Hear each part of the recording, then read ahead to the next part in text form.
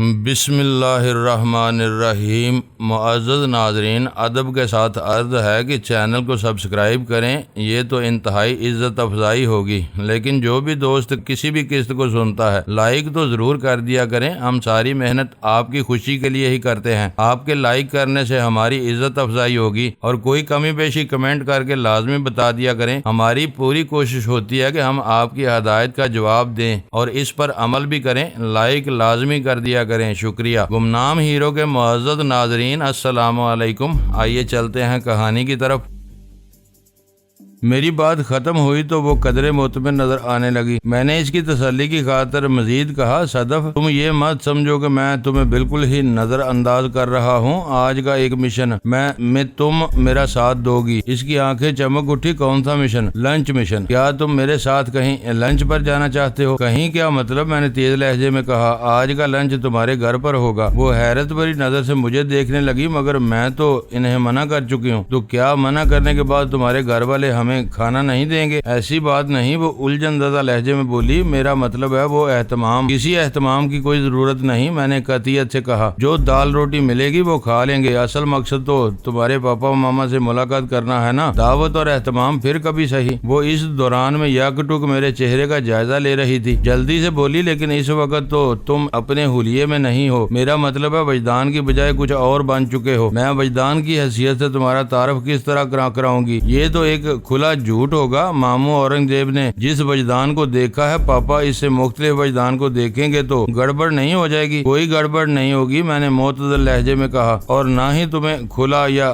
بند جھوٹ بولنے کی ضرورت ہے۔ تم سیدھا سیدھا کہہ سکتی ہو کہ اس وقت میں ہلکے میک اپ میں ہوں۔ اللہ خیر صلاح۔ وہ مطمئن ہو گئی۔ میں نے میک اپ اور گیٹ اپ کے سامان کو فلیٹ میں لاک کیا اور صدف کی وائٹ سنی میں سوار ہو کر اس کے گھر واقع فیز 1 ڈیفینس سوسائٹی روانہ ہو گیا۔ صدف کی رہائش CFK کے سابق ساؤتھ کے نزدیک ہی تھی، جہاں قریب ہی ایک سرسبز و شاداب پارک بھی موجود تھا۔ مذکورہ پارک کے ایک کونے میں جدید طرز کی حامل ایک چھوٹی سی مسجد بھی تھی۔ صدف سے پہلی ملاقات اسی پارک میں ہوئی تھی۔ راستے میں نے صدف سے پوچھا، جب میں تمہارے DSP ماموں اورنگزیب خان سے پہلی مرتبہ ملا تھا تو تم نے ایک کلاس فیلو کی حیثیت سے میرا تعارف کروایا تھا، یاد ہے نا؟ جب ایک ریسٹورنٹ میں سکندر نامی گنڈے سے مار کا ہوا تھا تو وہ تمہاری کزن نادیہ کے ساتھ بدتمیزی کر رہا تھا۔ اس منظر کا ایک ایک لمحہ مجھے اچھی طرح یاد ہے۔ وہ ڈرائیونگ پر توجہ مرکوز رکھتے ہوئے بولی، تم کیا کہنا چاہ رہے ہو؟ یہی کہ آیا تم نے اپنے والدین سے بھی اسی حوالے سے مجھے متعارف کروایا ہے؟ تمہارا ابتدائی تعارف پھل پھول اور پھیل کر اب کافی طویل و عریض ہو چکا ہے، وہ وضاحت کرتے ہوئے بولی۔ نادیہ کو تمہاری اصلیت معلوم تھی اور وہ ہمارے راز کی امین بھی تھی، لیکن جب تم مجھے سمجھا بجھا کر لاہور میں چھوڑ کر کراچی آ گئے تو تمہارے تعارف کو کھولنا ضروری ہو گیا۔ ماموں جانتے تھے تم فرید پاشا کی کوٹھی پر رکے ہوئے ہو اور میں تمہارے ساتھ کسی گاؤں کی سیر کو جا رہی ہوں۔ ہم دونوں نے گاؤں کی سیر کا لطف جس طرح اٹھایا وہ کوئی ڈکی چھپی بات نہیں۔ اعظم آباد فرید پاشا کی گلبرگ والی کوٹھی پر جو خون اشام واقعات پیش آئے وہ ماموں کے علم میں بھی آ گئے۔ وہ پاشا انکل سے جا کر ملے تو مزید نئی کہانیاں ابھر کر سامنے آ گئی۔ ماموں نے گھر آ کر اس سلسلے میں مجھ سے استفسار کیا تو میں نے تمام مصلحتوں کو بلائے طاق رکھ کر انہیں حقیقت سے آگاہ کر دیا۔ کون سی حقیقت؟ اس کی بات ختم ہوئی تو میں پوچھے بنا نہ رہ سکا۔ تمہاری حقیقت اور کون سی؟ میں سر پکڑ کر رہ گیا۔ تمہیں اتنا زیادہ تشویش میں مبتلا ہونے کی ضرورت بھی نہیں کہ سر پکڑ کر بیٹھ جاؤ۔ میری سماعت سے صدف کی تسلی بردار آواز ٹکرائی۔ میں نے اپنے حوالے سے ایک لفظ بتا کر نہیں دیا۔ یہ تو اور بھی زیادہ خطرناک بات ہے، میں نے پرسوچ انداز میں کہا۔ تمہارے پاپا کو تشویش ہو سکتی ہے کہ ان کی بیٹی ایک ایسے شخص کے ساتھ کیوں گھومتی پھرتی ہے جو در در کی خاک چھانتے ہوئے اپنے دشمنوں سے نبرد آزما ہے۔ میں نے تمہاری خوبیوں اور صلاحیتوں کو اجاگر کیا ہے، وہ سنجیدگی سے بولی، لہذا پاپا کے دل میں تم سے ملنے کا اشتیاق جاگا۔ پھر انکل ذوالفقار زیدی سے بھی پاپا کی بات ہوئی تھی۔ تم سمجھ رہے ہو کہ میں کون سے انکل کا ذکر کر رہی ہوں؟ میرا دھیان اس وقت کسی اور تانے بانے میں لگا ہوا تھا، اس لیے بے توجہی سے کہہ دیا، پتہ نہیں تم اپنے کون سے انکل کی بات کر رہی ہو۔ ایک تو تم نے نے انکل بھی بہت سارے پال رکھے ہیں اور سب کے سب ہی تگڑے۔ وہ میری بات کا برا منائے بغیر بولی، میں ایئرپورٹ مینیجر ذوالفقار زیدی کا ذکر کر رہی ہوں۔ تمہیں یاد ہے نا، ڈارلنگ کے سلسلے میں انہوں نے ہماری بہت مدد کی تھی۔ میں ڈارلنگ کے ذکر پر چونک اٹھا اور مجھے ایئرپورٹ پر پیش آنے والا وہ عجیب و غریب واقعہ یاد آ گیا۔ ڈارلنگ نامی اس پراسرار سفید بلی نے لائیو اسٹاک کسٹمز میں پہنچتے ہی ایسا چکر چلایا تھا کہ وہاں موجود تمام جانوروں کی احتجاجی صدائیں ہر طرف گونجنے لگی۔ ڈارلنگ کا تصور مجھے بہت دور تک لے گیا۔ اس بلی نے کسی محبوبہ کی مانند میرے ساتھ کئی شب و روز گزارے تھے اور بالآخر نقلی وجدان نے اسے ہلاک کر دیا۔ اس کا دعویٰ تھا ڈارلنگ کے اندر کوئی بدروح چھپی ہوئی تھی جو مجھے شدید نقصان پہنچانا چاہتی تھی۔ ڈارلنگ کی ہلاکت جن حالات میں ہوئی، اس وقت میں نقلی وجدان کی بات کو جھٹلانے کی پوزیشن میں نہیں تھا، لیکن اب جب کہ میں اس بہروپیے کی طرف سے خاصا بیزار بیٹھا تھا تو ایک خیال ذہن میں یہ بھی آ رہا تھا کہ کہیں ڈارلنگ نقلی وجدان کی کسی غلط فہمی کا شکار تو نہیں ہو گئی تھی۔ بہرحال وہ جب تک میرے ساتھ رہی اس ایک مخلص دوست اور ایک وفادار محبوبہ کا کردار ادا کیا تھا۔ جب میں نقلی وجدان کی تھیوری کی روشنی میں ڈارلنگ کے اعمال و افعال کا جائزہ لیتا تو اس بلی کا کردار کسی گہری سازش سے کم دکھائی نہ دیتا۔ میرا ذہن ڈارلنگ کے حوالے سے ابھی صاف نہیں ہوا تھا۔ پاپا تم میں ایک خاص وجہ سے دلچسپی لے رہے ہیں۔ صدف کی آواز نے خیالات کا دائرہ موڑ دیا۔ وہ کہہ رہی تھی تم مجھے جس طرح تعلیم کی طرف راغب اور مائل کر رہے ہو، اس بات نے انہیں بہت متاثر کیا ہے۔ وہ تمہارے احسان مند ہیں، تم ان کے خواب کو شرمندہ تعبیر کرنے کے لیے کوشاں ہو۔ اس غائبانہ احسان مندی اور متاثری کے بارے میں بھلا کیا کہہ سکتا ہوں، میں نے سپاٹ لہجے میں کہا۔ جواب میں وہ کہنے لگی، بہت کچھ کہنے لگی اور کہتی چلی گئی۔ شہزاد ایک اچھوتا آئیڈیا لایا تھا۔ اس وقت سہ پیر کے 3 بجے تھے اور میں تھوڑی دیر پہلے ہی اس زیر تعمیر بنگلے میں پہنچا تھا۔ صدف کے گھر پر لنچ بخیر عافیت ہو گیا۔ ہلکی پھلکی گفتگو ہی صدف نے مجھے اپنی گھریلو ملازمہ اگنس سے بھی ملوایا۔ وہ سانبلی سلونی بتونی لڑکی اپنے اندر ایک مخصوص قسم کی کشش رکھتی تھی۔ صدف کے پاپا خالص ایک کاروباری شخص، مجھے یقین ہے اس ملاقات اور لنچ کے لیے صدف ہی نے زور مارا ہوگا۔ بہرحال صدف مجھے اپنی گاڑی میں اس ٹھکانے پر چھوڑ گئی تھی۔ فیصل والا معاملہ اس کے پوشیدہ نہیں تھا، لہذا کسی قسم کی پردہ داری کی ضرورت بھی نہیں تھی۔ وہ میری ایک ایسی ساتھی تھی جس پر آنکھیں بند کر کے بھروسہ کیا جا سکتا تھا۔ میں نے بے دقت رخصت اسے یہاں کا فون نمبر بھی دے دیا تھا۔ میں یاکٹو کے شہزاد کو دیکھ رہا تھا۔ وہ گہری سنجیدگی میں بولا، وجدان جے ڈی ملک کو اس کی تازہ ترین پناہ گاہ سے نکالنا بہت آسان ہے، بس اس کے لیے مجھے تھوڑی سی نکالی کرنا ہوگی اور میرا یقین ہے میں یہ بخوبی ایسا کر لوں گا۔ اس وقت ہم ٹیلی فون والے کمرے میں تھے۔ بنگلے کے ایک دور افتادہ حصے میں زارگل بڑی ہوشیاری سے فیصل کی نگرانی کر رہی تھی۔ میں نے شہزاد کی بات کے جواب میں کہا، تم کس نکالی کی بات کر رہے ہو؟ آواز کی نکالی، اس نے بتایا۔ فیصل کی آواز کی نکالی؟ ذرا تفصیل بتاؤ، میں نے دلچسپی لیتے ہوئے کہا۔ وہ بولا، میں نے بڑی گہرائی سے فیصل کو واچ کیا ہے، مجھے یقین ہے میں پورے اعتماد کے ساتھ فیصل کے لب و لہجے میں بات کر سکتا ہوں۔ جے ڈی ملک کی پناہ گاہ کا فون نمبر میں نے حاصل کر لیا ہے۔ اگر میں فیصل بن کر اس سے رابطہ کروں اور اسے کسی مخصوص مقام پر پہنچنے کو کہوں تو وہ یقیناً میرے حکم کی تعمیل کرے گا۔ میں مطلب کہ فیصل اس کے باس چودھری نوازش کا بیٹا ہوں، وہ کسی قسم کی چون چرا نہیں کر سکتا۔ وہ ایک لمحے کو خاموش ہوا، پھر بات جاری رکھتے ہوئے بولا، اس طے شدہ مقام سے ہم بے آسانی جے ڈی ملک کو اغوا کر کے اپنی پسند کی جگہ پر پہنچا سکتے ہیں۔ تمہارا اس سلسلے میں کیا خیال ہے؟ آئیڈیا برا نہیں ہے، میں نے کچھ سوچتے ہوئے کہا۔ پھر پوچھا، اغوا کے بعد تم جے ڈی ملک کو کہاں پہنچانا چاہتے ہو؟ سرجانی ٹاؤن والے ٹھکانے پر، اس نے بتایا۔ اس الگ تھلگ مقام پر اسے نمٹنے میں بہت مزہ آئے گا۔ اس سلسلے میں تم تھوڑا ذہن دوڑاؤ۔ وہ تھوڑے توقف کے بعد بولا، وجدان تم بڑی صورت سے بے داغ کہانیاں بن لیتے ہو۔ فیصل کے لیے چند لائنوں کا ایک اسکرپٹ تیار کرو جو وہ فون پر جے ڈی ملک سے بولے گا۔ جملے تاثر انگیز اور عمل خیز ہونا چاہیے۔ میں نے ذہن دوڑا دیا۔ میں نے ایک دم چونکتے ہوئے کہا، تمہارا آئیڈیا جتنا عمدہ ہے اس کے لیے اسکرپٹ بھی جاندار ہونا چاہیے، بالکل جینون۔ تمہیں کسی قسم کی اداکاری یا نکالی کی ضرورت نہیں۔ کیا مطلب؟ وہ متذبذب نظر سے مجھے دیکھنے لگا۔ میں نے کھنکار کر گلا صاف کیا اور کہا، جب اصلی فیصل ہمارے پاس موجود ہے تو پھر نکالی کا رسک کیوں لیں؟ اور سرجانی کی طرف جانے کی بھی کوئی ضرورت نہیں۔ ہمارے پاس یہ ایک محفوظ ٹھکانہ ہے۔ جب ہم فیصل کو یہاں کنٹرول کیے ہوئے ہیں تو ایک جے ڈی ملک بھی صحیح، بندہ اور بندہ نواز کو ایک ہی چھت کے نیچے وقت گزارنا چاہیے۔ چودھری نوازش اور اس کا سپوت چودھری فیصل جے ڈی ملک کے ان داتا اور آقا ہیں۔ آقا اور غلام کے کے تعلق کو جڑے رہنا چاہیے۔ میں ایک لمحے کو خاموش ہوا، پھر سلسلہ کلام کو آگے بڑھاتے ہوئے کہا، میں فیصل کے لیے ایک مؤثر اسکرپٹ تخلیق کرتا ہوں تاکہ ہمارا کام آسان ہو جائے۔ اگر ایسا ہو جائے تو مزہ آ جائے گا، وہ مسرور کن لہجے میں بولا۔ انڈر ون روف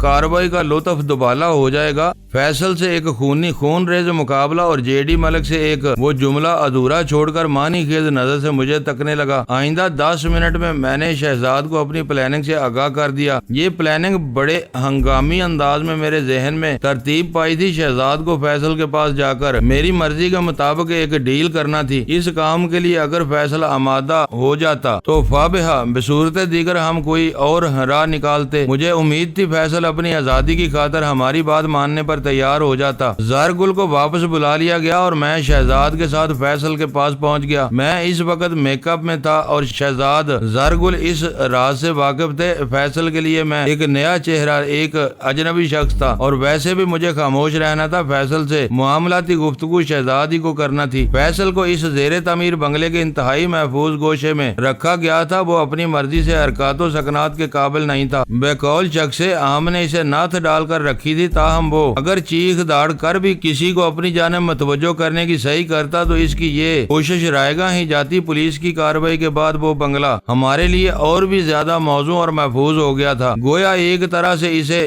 NOC میں حاصل ہو گیا تھا۔ اب اس طرف کسی کا دھیان جانے کی امید نہیں تھی۔ ہم فیصل کے پاس پہنچے تو وہ مجھے دیکھ کر چونک اٹھا۔ شہزاد تو اس کے لیے شناسا تھا، لیکن میں نئی انٹری تھا۔ شہزاد نے زیر لب مسکراتے ہوئے فیصل کو مخاطب کیا اور بولا، لگتا ہے تمہاری قسمت خاصی یاور ہو رہی ہے، کوئی نئی چال چلنے آئے ہو؟ وہ بدستور مجھے گھورتے ہوئے شہزاد سے بولا۔ شہزاد نے کہا، میری نیت پر شک نہ کرو، میں تمہیں آزادی کی نوید سنانے آیا ہوں۔ تم آج کی تاریخ میں اس غمزدہ زندگی سے نجات حاصل کر سکتے ہو، لیکن اگر تم میں تھوڑی سی بھی سمجھ بوجھ ہوئی تو۔ شہزاد نے معنی خیز انداز میں جملہ ادھورا چھوڑا تو فیصل ایک لمحے کا تامل کیے بغیر بولا، تم کس سمجھ بوجھ کی بات کر رہے ہو؟ اس کی آنکھوں میں ایک انوکھی سی چمک ابھر آئی تھی۔ آزادی کی خبر ہر انسان کو بے پناہ خوشی پہنچاتی ہے، اور طاقتور انسان اگر چند روز کے لیے بے بسی اور بے کسی کی زندگی گزارنے پر مجبور ہو جائے تو آزادی اس کے لیے ایک نعمت غیر مترقبہ کی شکل و حیثیت اختیار کر جاتی ہے۔ وہ اس آزادی کے حصول کی خاطر ہر بات، ہر شرط، ہر مطالبے ماننے پر تیار ہو جاتا ہے۔ فیصل کا رد عمل عین فطرت اور حالات کے تقاضوں کے یکسر مطابق تھا۔ شہزاد نے میری ہدایت کے مطابق کھیل جاری رکھا اور گمبھیر لہجے میں بولا، فیصل یہ میرے ایک بہت اچھے دوست ہیں، خان بہادر۔ بات ختم کرتے ہی اس نے میری جانب اشارہ کر دیا۔ فیصل نے بڑی گہری اور الجھی ہوئی نگاہ مجھ پر ڈالی۔ میں نے مسکراہٹ کے انداز میں ہونٹوں کو سکیڑا، تاہم زبان سے ایک لفظ ادا نہ کیا۔ شہزاد سلسلہ کلام کو دراز کرتے ہوئے بولا، اگر تم آج کی تاریخ میں آزادی چاہتے ہو تو ان کی ایک فرمائش پوری کر دو، میں تمہیں بے خوشی جانے کی اجازت دے دوں گا۔ فیصل نے استجابیہ نظر سے مجھے دیکھا اور بولا، کس قسم کی فرمائش؟ میرے بجائے شہزاد نے اسے بتایا، خان بہادر کی ایک شخص سے بہت پرانی دشمنی ہے۔ مذکورہ شخص نے میرے اس دوست کو بے حساب نقصان پہنچایا ہے۔ اگر تم اس دشمن شخص کو میرے دوست کے حوالے کر دو تو تمہاری جان چھوٹ سکتی ہے۔ وہ ایک پتے کی بات کرتے ہوئے بولا، دراصل میں تو وجدان کا قیدی ہوں، اگر تم مجھے کسی شرط کے بدلے آزاد کر دو گے تو وجدان کو کیا جواب دو گے؟ اور وہ ایک لمحے کو روکا، پھر متذبذب انداز میں بولا، اور ابھی تک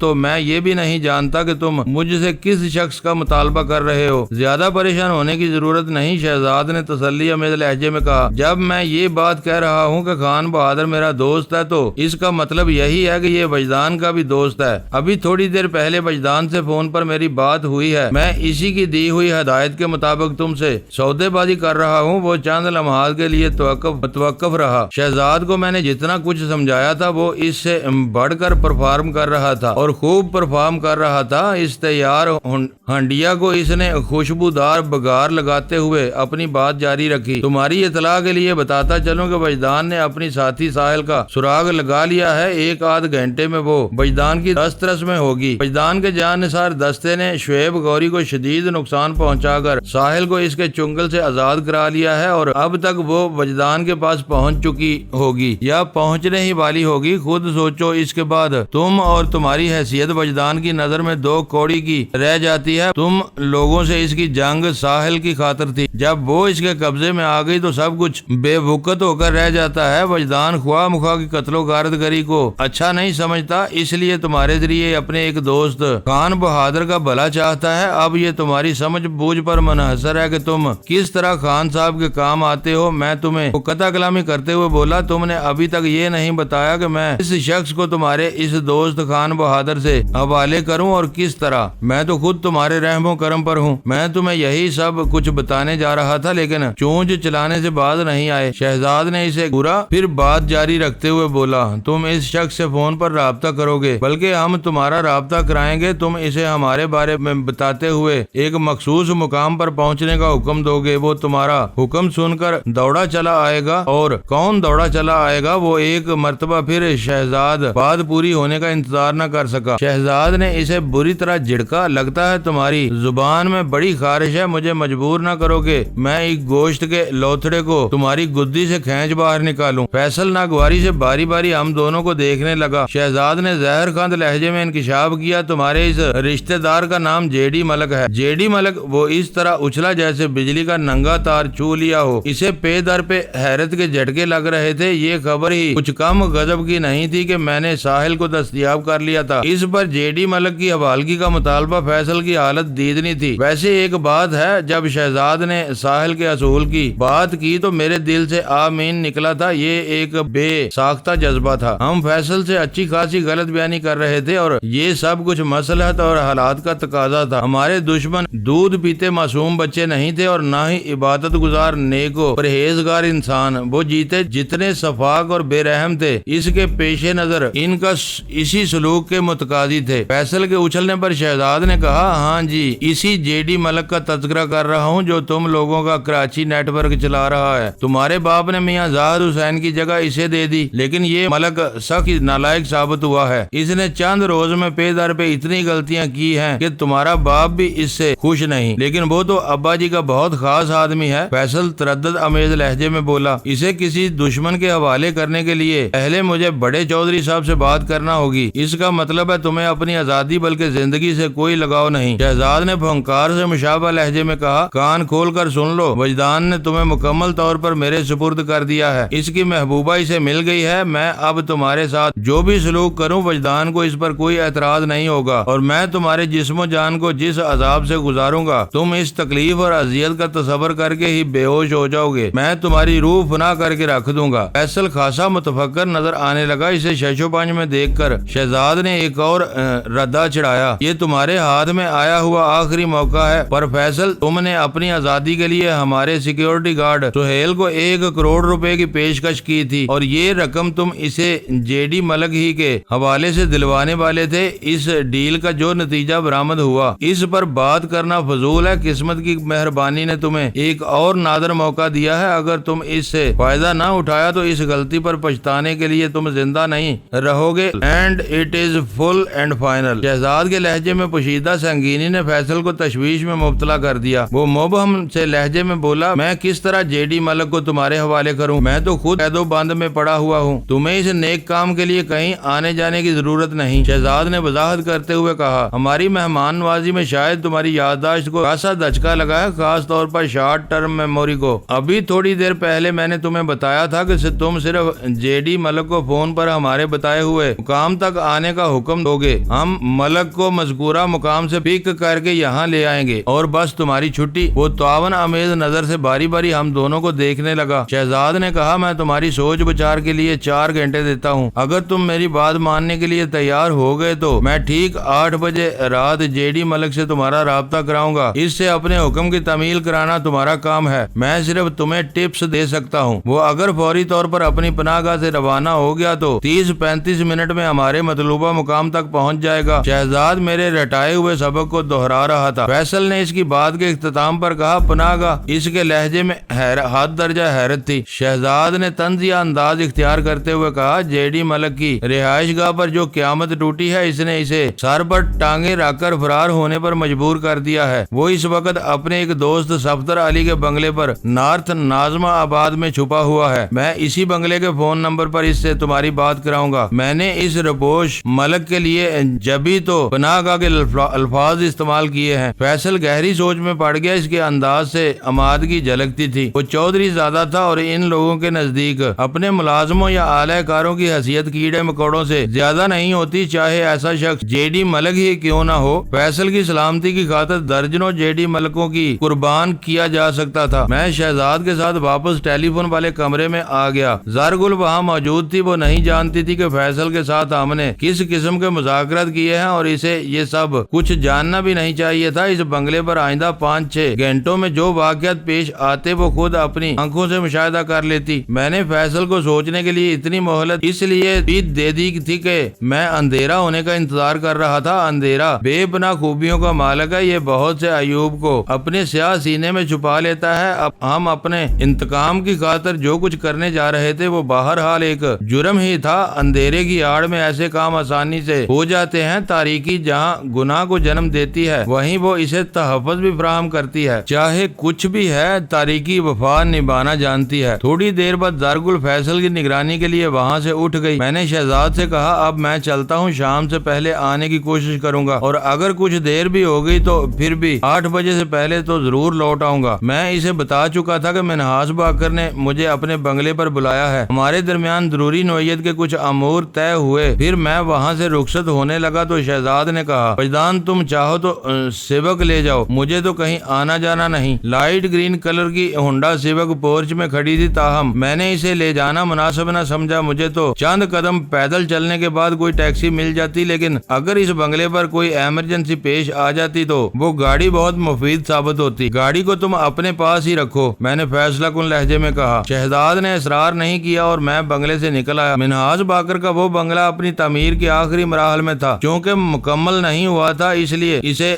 बार बार जेरे तामीर लिख रहा हूँ। हालांकि इसकी तकमील में बहुत थोड़ा काम बाकी था। ये बात मेरी समझ में नहीं आई थी कि मिन्हाज ने तामीरी अमल को एक अरसे से क्यों रोक रखा था। सच्ची बात तो ये है कि इससे इस मौजू पर बात करने की फुर्सत ही नहीं मिल सकी थी। मैं 200-250 गज पैदल चला था कि एक टैक्सी मिल गई। मिन्हाज बाकर का बंगला वहाँ से ज्यादा दूर नहीं था। थोड़ी ही देर बाद मैं इसके गेट पर खड़ा था। नए गार्ड्स मेरे लिए अजनबी थे। फिर इसको वक्त में भी अपने असल हुलिये में नहीं था, इसलिए जान पहचान का सवाल ही पैदा नहीं होता था। लेकिन जब मैंने इन्हें अपना नाम बताया तो वो टेंशन हो गए। अगले ही लम्हे मुझे एक उजड़े हुए घर के सजे सजाए ड्राइंग रूम में पहुंचा दिया गया। थोड़ी देर बाद मिन्हाज बाकर मेरे पास था। हमने बड़ी गर्मजोशी से खामोशी और जज्बाती मुआनका किया। फिर वो संजीदगी से बोला, दूसरे कमरे में आ जाओ, वो सब लोग इधर बैठे हैं। मैंने रस्मी अलैक्स में मिन्हाज को अपने हुलिये के बारे में पहली फुर्सत में बता दिया था, मगर इसने अभी तक इस राज से पर्दा नहीं उठाया था कि वो मुझे किन लोगों से मिलवाना चाहता था। मैं इसकी मैयत में एक अंदरूनी कमरे में पहुंच गया। फिर मैंने जैसे ही इस कमरे में कदम रखा मेरा सर खुद ब खुद नदामत से झुक गया। मेरी नजर ने वहाँ फरीद पाशा, काजी सुल्तान और शबाना के शोहर को बैठे हुए देखा। इसी लम्हे फरीद पाशा की आवाज मेरी समाज से टकराई। वो मिन्हाज बाकर से पूछ रहा था, यार मिन्हाज,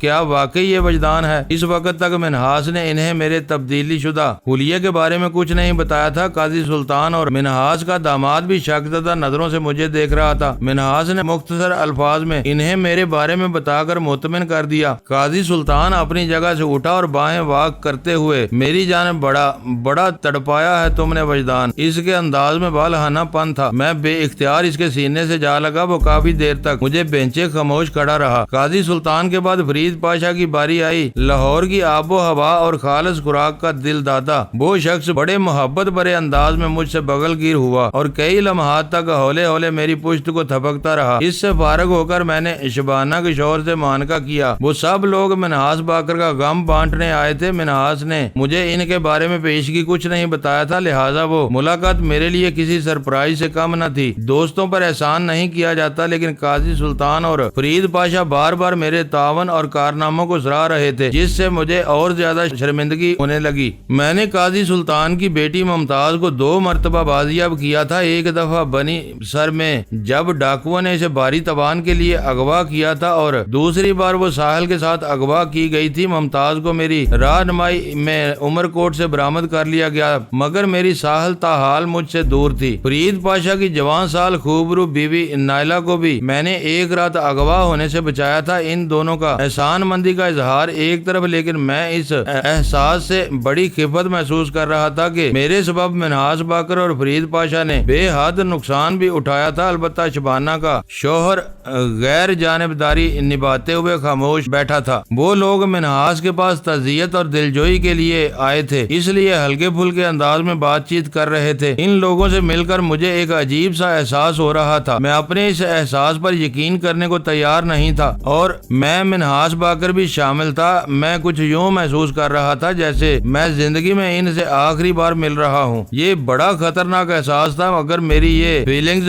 مبنی پر حقیقت تھی تو اس کے دو مطالب نکلتے تھے، یا تو وہ لوگ کسی بہت بڑے طوفان کی لپیٹ میں آنے والے تھے، اور یا پھر میری زندگی قریب الختم تھی۔ میں نے ایک جرجری لی اور ان تمام ہولناک خیالات کو ذہن سے جھٹک دیا۔ اسی لمحے قاضی سلطان نے کہا، بھائی ایسی بالکل مزہ نہیں آ رہا۔ میں جس وجدان سے بات کرنا چاہتا ہوں وہ چہرہ کہیں نظر نہیں آ رہا۔ یار تم نے پردہ داری بھی بیوی کی طرح کیوں میک اپ گونگٹ نکال رکھا ہے؟ پاشا نے کہا۔ قاضی صاحب بالکل ٹھیک کہہ رہے ہیں، اگر ہم تمہاری یہ نئی صورت دیکھتے رہیں گے تو بات چیت میں خاک لطف آئے گا۔ منہاس باقر نے میری حمایت میں کہا، تم لوگ وجدان کو پریشان نہ کرو، اس نے اگر بیس بدل رکھا ہے تو کسی خاص مقصد کے لیے یہ رنگ اپنایا ہوگا۔ بات چیت تو ایسے بھی ہو سکتی ہے، نہیں ہو سکتی ایسے بات چیت، قاضی سلطان نے تائیدی انداز میں کہا۔ فرید پاشا بولا، اور تمہیں یل برائز بننے کا اتنا ہی شوق تھا تم گنجے بھی ہو جاتے۔ وہ باریک بین شخص شو بیس سے متعلق تھا، اور میرے نئے حلیے کی باریکیاں اسے چھپ نہیں سکی تھی۔ وہ فوراً حقیقت تک پہنچ گیا تھا۔ قاضی اور پاشا کی باتوں سے مجھے یہ بھی اندازہ ہوا کہ ان دونوں میں اچھی خاصی بے تکلفی تھی، اور میں یہ سمجھنے میں بھی مجھے کسی دقت کا سامنا نہیں پیش آیا کہ وہ لوگ منہاج باقر کا دل بہلانے کی کوشش میں چھیڑ چھاڑ سے کام لے رہے تھے۔ میں بھی تو وہاں منہاج باقر کا وقت بہلانے ہی آیا تھا۔ میں نے باری باری موجود افراد کے چہروں کو دیکھا اور روشنی سے اٹھ کھڑا ہوا۔ اگلے ہی لمحے میرے قدم واش روم کی جانب اٹھنے لگے۔ میں کمرے سے نکل کر واش روم میں داخل ہوا تو وہ احساس بھی میرے ساتھ ہی اندر پہنچ گیا۔ ایک مرتبہ پھر مجھے بڑی شدت سے محسوس ہوا میں ان چہروں سے ہمیشہ ہمیشہ کے لیے بچھڑنے والا ہوں۔ یہ صورتیں میرے لیے انکا ہونے والی ہیں۔ باوجود کوشش کے بھی جب اس احساس نے میرا پیچھا نہ چھوڑا تو میں جھنجھلا کر میک اپ سے پیچھا چھڑانے لگا۔ وہ عارضی میک اپ جو دوبارہ تیار بھی کیا جا سکتا تھا، اور اب میں اس کام کے لیے کسی کا محتاج بھی نہیں رہا تھا۔ اپنے خیر خواہوں کے لیے اس ادنا سی شے کی قربانی کوئی حیثیت نہیں رکھتی تھی۔ میں اصلی وجدان کی حیثیت سے واش روم سے نکلا تو وہ لوگ ایک مرتبہ پھر اٹھ کر مجھ سے ملے، تاہم اس بار انہوں نے صرف مسافے پر اکتفا کیا۔ ان کے اس دوبارہ ملنے نے میرے احساس کو ایک دفعہ پھر چونکایا اور لامحالہ میرے ذہن میں ابھرا، کیا میرا اختتام آن پہنچا یا پھر وہ چاروں سدا کے لیے مجھ سے جدا ہونے والے ہیں؟ میں نے ایک مرتبہ پھر ذہن کو جھٹکا اور ایک صوفے پر بیٹھ کر ان سے بات کرنے لگا۔ منہاس باقر ابھی آیا کا کہہ کر وہاں سے جانے لگا تو قاضی سلطان بول اٹھا، کہیں آنے جانے کی ضرورت نہیں، چپ چاپ ادھر بیٹھ جاؤ۔ فرید پاشا نے کہا، تم وجدان کو یہاں بلایا ہے اور خود کہیں اور چل دیے۔ منہاس باقر میری طرف دیکھتے ہوئے بولا، میں وجدان ہی کی خاطر جا رہا ہوں اور اسی گھر کے اندر ہوں، کہیں باہر تھوڑا جا رہا ہوں۔ ایک لمحے کے توقف سے اس نے اضافہ کیا، پتہ نہیں اس نے دوپہر کا کھانا بھی کھایا ہوگا یا نہیں۔ میں پوری طرح کھا پی کر آیا ہوں منہاس صاحب، میں نے جلدی سے کہا، اس سلسلے میں کسی تکلف میں پڑنے کی ضرورت نہیں، لنچ میں نے صدف کے گھر پر کیا ہے۔ منہاس جاتے جاتے رک گیا اور خاموشی سے ایک صوفے پر بیٹھ گیا۔ فرید پاشا نے چونکے ہوئے لہجے میں کہا، یہ صدف وہی لڑکی ہے نا جو لاہور میں تمہارے ساتھ گھوم رہی تھی؟ بالکل وہی ہے بھائی، منہاس باقر نے گرا لگائی، اور پتہ نہیں وہ دنیا میں کہاں کہاں اس کے ساتھ گھومے گی، بڑی ضدی لڑکی ہے۔ منہاس باقر ایک سنجیدہ اور متین شخص تھا۔ اس کے مندرجہ بالا تبصرے سے لگتا تھا پاشا اور قاضی اس کا غم غلط کرنے میں بڑی حد تک کامیاب ہو گئے تھے۔ منہاس کے اس جملے میں اچھی خاصی شگفتگی پائی جاتی تھی، جو کہ ایک مثبت علامت تھی۔ مخلص دوست اپنا فرض نبھانے کی حتی الامکان کوشش کر رہے تھے۔ معزز ناظرین، لائک کریں، شیئر کریں اور کمنٹس باکس میں پاک آرمی زندہ باد، پاکستان پائندہ باد کا نعرہ ضرور درج کر کے اپنے ملک پر فخر کریں اور پاکستان کی بنیادیں مضبوط کرنے میں اپنا کردار ادا کریں۔ ویڈیو دیکھنے کا شکریہ۔ معزز ناظرین، اپنا خیال رکھیے گا اور ہمارے چینل کا بھی۔ ISI پاک آرمی زندہ باد، پاکستان پائندہ باد۔